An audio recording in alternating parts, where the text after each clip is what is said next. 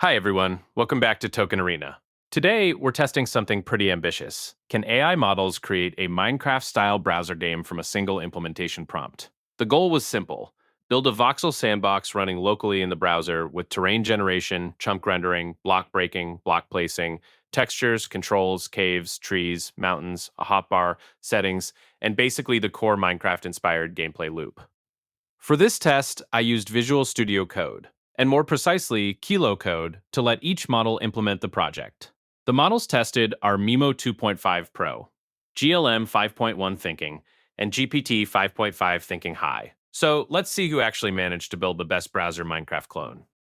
First, let's see what MiMo 2.5 Pro did.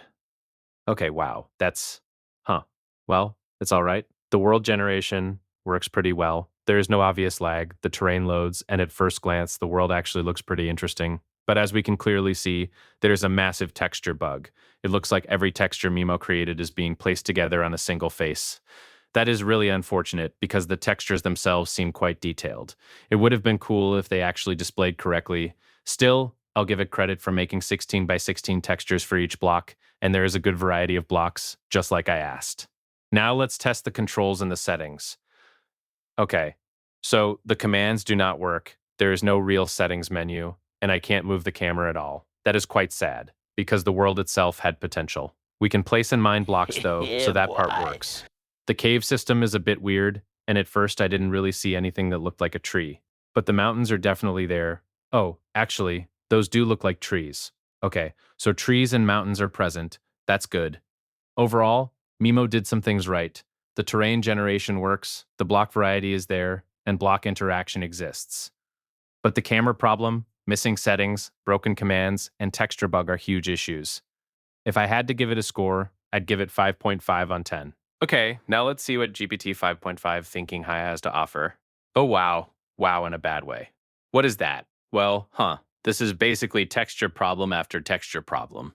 I can't open the chat either. When I change the render distance, it does not seem to affect the game at all, so that setting might be broken. There also does not seem to be a real cave system, but I can break and place blocks, so that is at least 1 point in its favor. The textures are clearly more than 16 by 16. They look closer to 64 by 64, and I can only see maybe 3 of them, merged together in a strange way. I can fly, but the controls are mixed up.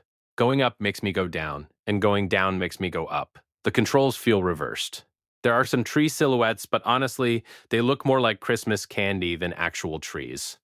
So GPT 5.5 Thinking High managed to include block breaking and placing, but the texture system, controls, render distance chat, and terrain features are all in a bad state. I'll give it 3 on 10. So, after testing all 3 models, this video has come to an end. Honestly, I didn't expect every model to have this many problems. MiMo had good terrain and block variety, but the camera, commands, settings, and textures were broken. GLM had some nice world features, ores, and configurable render distance, but mining and placing did not work.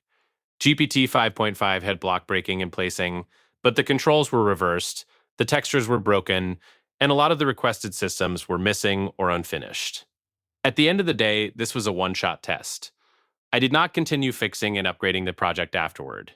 The goal was to see what each model could produce from the same kind of prompt in the same type of coding setup. And yeah, the results were definitely interesting. If you enjoyed the video, don't forget to subscribe, leave a like, and comment what I should test next. Thanks for watching Token Arena, and I'll see you in the next one.